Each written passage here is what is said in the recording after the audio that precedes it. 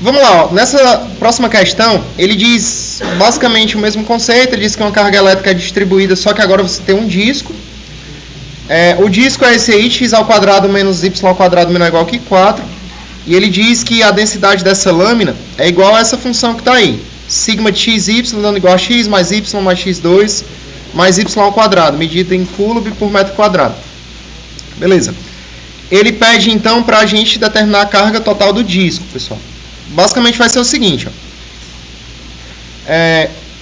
Se você pegar aqui a carga total do disco, ela pode ser expressa como sendo a integral dupla dessa região D da função x mais y mais x2 mais y2 dA. Tranquilo aí? Todo mundo entendendo o que eu estou falando mesmo? De boa?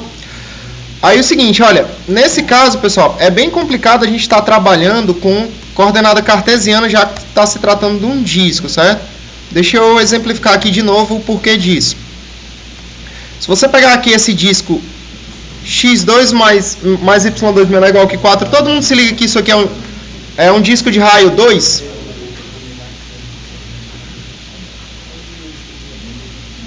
Aqui é 2 e aqui é menos 2, né? Esse disco aqui, pessoal, é um disco de raio 2. Já que é a equação de um círculo, lembra aí, um círculo centrado na origem, né? Ele é x2 mais y2 dando igual a ao quadrado, onde esse A é o raio do disco. Ou o raio do círculo, enfim, se você quiser. Todo mundo entendendo o que eu estou dizendo?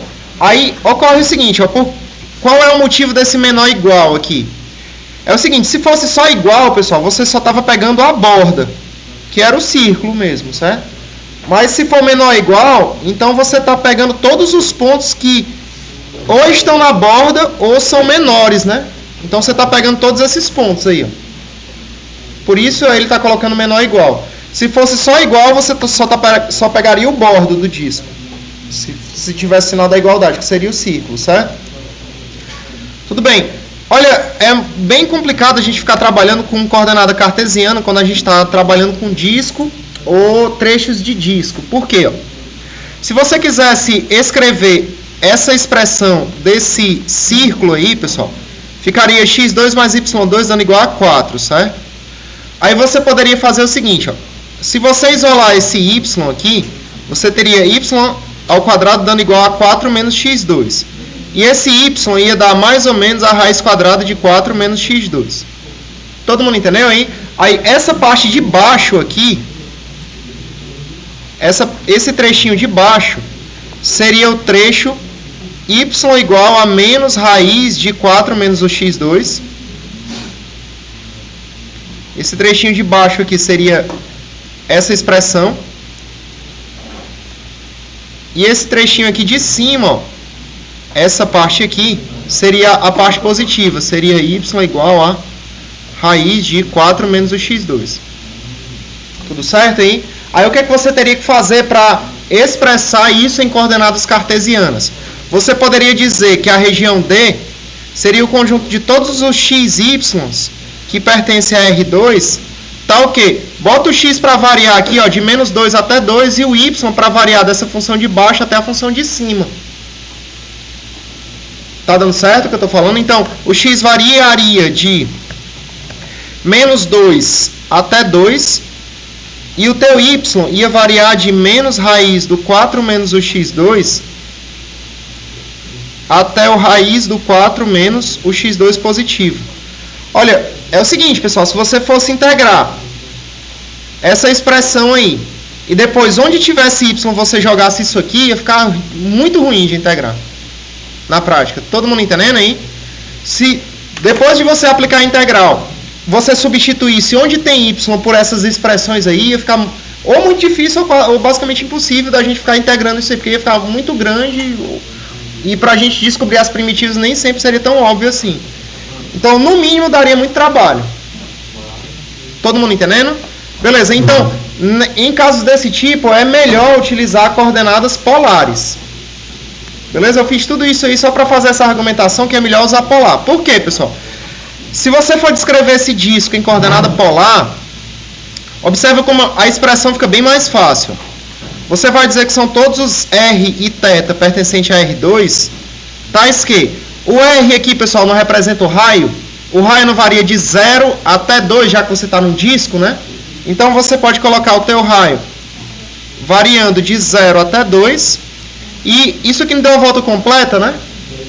Então o θ varia de 0 a 2π. Olha, você tem a opção de integrar de 0 a 2 e de 0 a 2π, ou integrar de menos 2 a 2 e de raiz de 4 menos x2 até 4 mais raiz de x2. Então é muito melhor você usar a coordenada polar, hein? Tá compreensível, hein? Se você for pra frente e conseguir fazer essa conta, beleza, né? Mas aqui sai bem mais fácil, certo?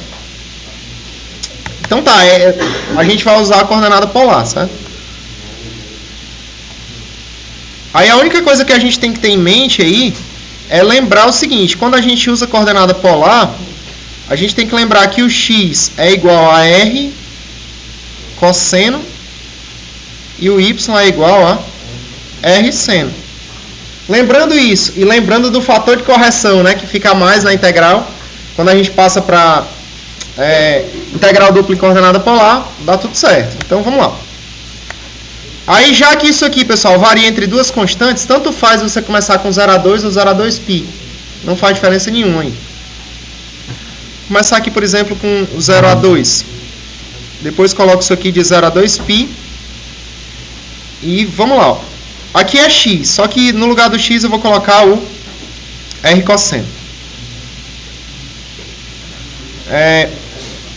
Mas no y, pessoal, eu vou colocar o r seno. No x ao quadrado eu vou colocar r ao quadrado cosseno ao quadrado. No y ao quadrado eu vou colocar r ao quadrado seno ao quadrado. Vou colocar um fator de correção a mais, não é isso? Espero que vocês estejam lembrando aí. Qualquer coisa, só é dar uma olhada aí na aula de integral dupla em coordenada polar, beleza? E a gente vai ter aqui, primeiro é quem, pessoal? O dθ e depois o dr. Beleza, só integrar isso aí agora que a gente descobre essa carga nessa lâmina. Vamos lá então. A gente vai ter o seguinte, ó, isso aqui fica integrado de 0 até 2, 0 até 2π. Esse R aqui, pessoal, ele vai distribuir, né, ó. Então vai ficar R ao quadrado cosseno θ mais R ao quadrado seno θ. Aí, esse R distribuindo aqui, ó, vai ficar R ao cubo, R ao cubo. Vocês concordam comigo aí que vai ficar R ao cubo multiplicado por cosseno ao quadrado de θ mais seno ao quadrado de θ? Deu certo entender aí? Que ia ficar R ao cubo cosseno quadrado, R ao cubo seno quadrado, eu já coloquei em evidência porque isso aqui é 1, né? Beleza? Então, tá, a gente vai ter o seguinte, ó. Se você perceber, isso aqui vai dar igual a 1. Aí vamos lá, pessoal. Se der para fazer direto aqui, todo mundo entendendo, vai ser uma beleza. Esse R2 ele é uma constante. Como eu vou integrar em relação a θ, ele basicamente sairia da integral, né? Então a integral de R2 cosseno θ pode ser expressa como sendo R2 multiplicado. A integral do cosseno é seno. Deu para entender isso aí?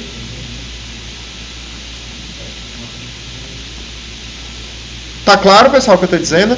Vamos para o próximo. Aqui esse R2 também é constante. E a integral do seno é menos cosseno. Mais. Esse último termo aqui só tem R3, então vai dar R3 vezes θ, né? Se você integrar. Então, isso aqui vai dar R3 vezes θ, variando de 0 a 2π vezes o dr. Olha para isso aí, pessoal. Deu para entender de boa? Vamos lá de novo. Se você fosse focar somente nessa primeira integral, seria a integral de R2 cosseno θ dθ. Esse R2 sairia. Aí, com esse R2 saindo, ficaria o quê? Ó? Ficaria R2 vezes a integral do cosseno. A integral do cosseno é seno, beleza, hein? Foi esse termo que a gente colocou aqui dentro. Tranquilo? Aí o próximo seria como? O próximo termo, se você fosse olhar só para ele, seria a integral de R2 seno. Se você for fazer a integral de R2 seno separado, como eu estou integrando em relação a θ primeiro, o R2 sai, então ficaria R ao quadrado vezes a integral do seno, e a integral do seno é menos o cosseno, então ficaria R2 vezes menos cosseno, que foi o que a gente colocou aqui, beleza? E a última vai dar só R3, integral de R3 de θ é R3 θ, porque o R3 é constante. Essa aqui é a propriedade da constante. Sim, essa aqui sim, é a relação fundamental da trigonometria. É o seguinte, ó. Só um instantinho aí.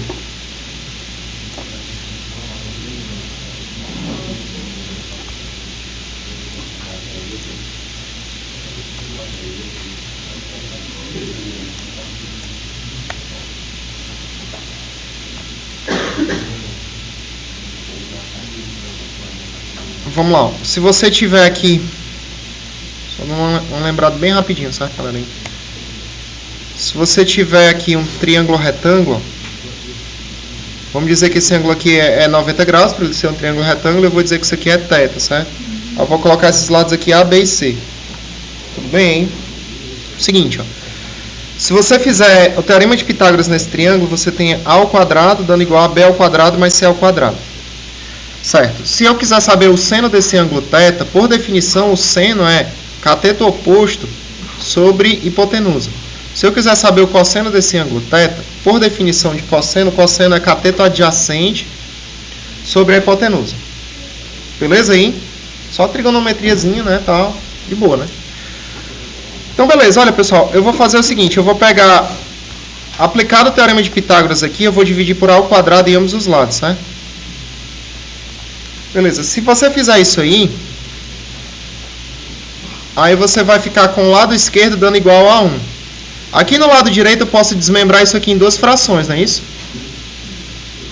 Todo mundo entendendo o que eu estou dizendo aí? Então isso aqui vai ficar B2 sobre A2 mais C2 sobre A2. Isso aqui é a mesma coisa de dizer que o 1 é igual a B sobre A ao quadrado mais C sobre o A, tudo isso ao quadrado. Tranquilo, hein? Beleza. Acontece que o B sobre A é cosseno ao quadrado. E o C sobre A é seno ao quadrado. Esse triângulo aí foi qualquer um. Então isso é verdade sempre. Beleza, hein? Tudo certinho, pessoal? Todo mundo entendendo mesmo? Qualquer dúvida pode perguntar, né? Foi isso que a gente usou aqui, certo? Aí, a gente tem o seguinte, ó. Se você substituir agora o θ por 2π, você vai ficar com o seguinte, ó. Você vai ficar com a integral de 0 até 2. Se você substituir o θ por 2π aqui, o seno do 2π é 0, certo? Então, vai zerar esse termo. Se você substituir o 2π aqui, o cosseno do 2π, pessoal, é 1. Vocês estão conseguindo entender o que eu estou dizendo agora? É o seguinte, ó. Só desenhar um círculo trigonométrico feinho aqui mesmo, só para destacar o que eu estou fazendo. Aqui é o cosseno e aqui é o seno, certo? Quando você dá uma volta completa é porque você está bem aqui de novo, né? Ó. Esse ponto aí, pessoal, tem seno 0 e cosseno igual a 1. Então, o cosseno aqui é 1 e o seno desse cara aqui é 0. Deu certo? Qualquer dúvida é só fazer na calculadora. Não tem o que errar aí. Tranquilo? Aqui a gente vai ficar com o seguinte, então. Aqui dá 0. Já que aqui dá 1, então você vai ter menos 1, né? Então vai ficar menos r ao quadrado. Aqui 2π vezes r ao cubo, né?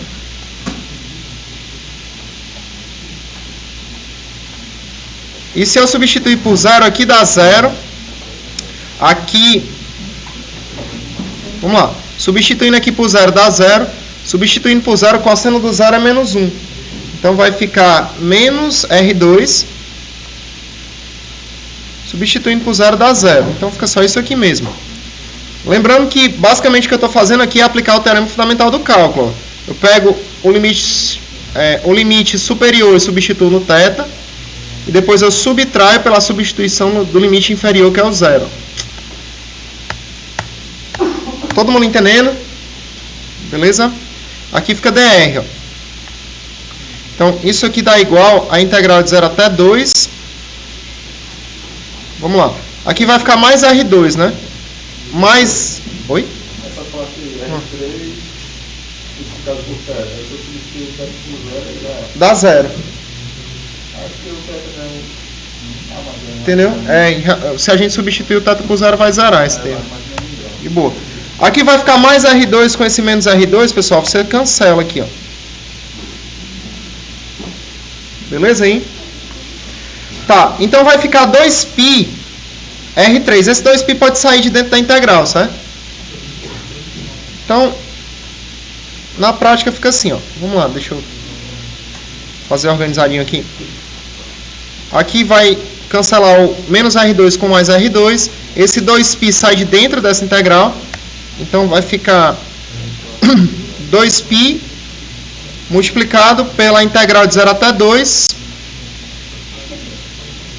de R3 dr. Tudo bem, pessoal?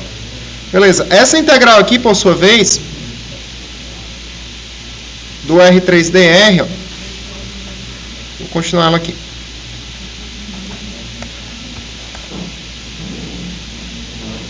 Aquela integral lá está dando igual a isso aqui, que é a carga, né, naquele disco, né? A carga está sendo igual, então, a 2π multiplicado por essa integral da R² sobre 4. E aqui varia de 0 até 2. Substituindo aí, você vai ter 2π vezes o 16, né? Que é o 2 elevado a 4 aí. Dividido por 4. Aí tá, se você quiser aqui, você pode cancelar esse 4 com esse 16. Aqui dá 1, aqui dá 4, então isso aí dá igual a 8π coulombs, certo? Deu para entender, pessoal? De boa? Beleza, né?